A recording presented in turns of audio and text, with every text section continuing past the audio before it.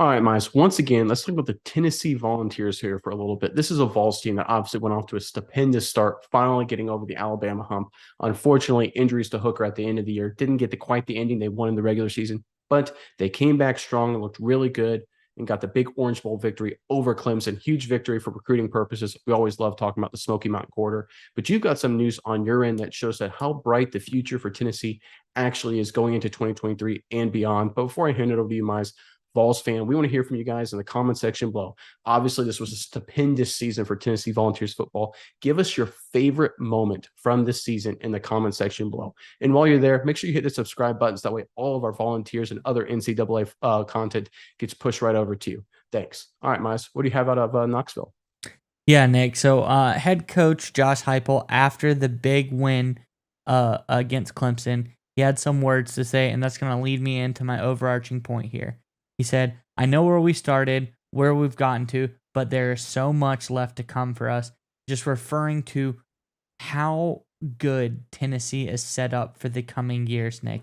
And, losing a high tier college quarterback like Hendon Hooker for Tennessee seems disastrous. It seems almost like the end of the world. You lose a guy that's that good.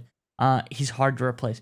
But Nick, Joe Milton comes out in this game against Clemson and he plays lights out, Nick. He throws 3 touchdowns.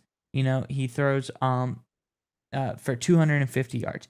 He has an incredible game. We see the athlete, we see the Against big a real arm, good defense. Clemson has a good defense. elite level defense for the college football world. But we see how good of an athlete he is. He seems really good. But also Milton gonna be I believe redshirt senior this coming season. Uh he looks to be, really, really high tier guy coming in, but he's gonna be gone soon after that, Nick. And that is where you want to look towards the future. And does Tennessee have anything coming down the pipeline? And of course, all the Tennessee fans out there know that Nico Ima Aliava, I believe that's how you say it. It's the last time I'm going to say I'm going to call him Nico from now on, but I gave it my best effort, is coming in as one of the top rated quarterbacks in the country, a huge 5-star recruit, number 3 overall quarterback, according to 247 Sports, number 4 player in the country. He just, this is a match made in heaven for Tennessee. You got the quarterback for next year. You got your quarterback of the future. And I think this is beautiful recruiting. As you said, Smoky Mountain Corridor, Tennessee's getting all these really nice recruits. A big win over a local opponent in Clemson. I just think Tennessee is set up beautifully for the future, and so does Josh Heupel. Nick, what do you think about the addition and, continuing play of Joe Milton for Tennessee? Yeah, so obviously, where the college football is now today, I say it's obvious, but some people seem to forget this.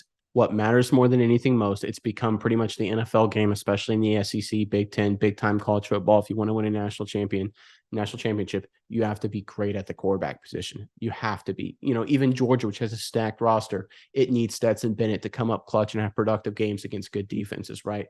That's just the reality of it. Max Duggan for TCU outdueled JJ McCarthy. That's why they're in the college football national championship game. You look at CJ Stroud, Ohio State. They got in because of CJ Stroud, elite level quarterback.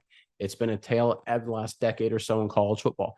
You need elite level quarterback play to be a top flight contender in college football. In Tennessee, whether it's Milton continuing to come back for his, another year of eligibility. I know it's kind of weird because of the COVID year. Everyone has an extra year, but it seems like everyone's now a 5th year or a 6th year or a 7th year senior these days. But I believe Milton, like you said, could come back. I think he will come back potentially to compete for a starting job. Obviously, you got the new guy coming in. It shows to me that Heupel and company there in Knoxville, they understand the importance of the quarterback position. They understand building around that guy, getting the right guy in the room, and then giving him the weapons around him and putting him in positions to be successful. That's how you have to win in big time college football. And that's what Tennessee is showing here. Look, I know their overall recruiting rankings is still solid, right? I think they're top 10. They're number 9, according to 247 Sports. So again, very, very good. They're always going to recruit well. They're Tennessee, but emphasis on the quarterback position. That's what I love to see, because that's what really matters if you want to take that step to be on the top level with the Georgias, with the Alabamas, with the Ohio States. If you want to stay up there and be up there, you need elite level quarterback play. Getting this 5-star recruit, I think, is a big sign that they're well on the way to staying at that level. And one last point, Nick.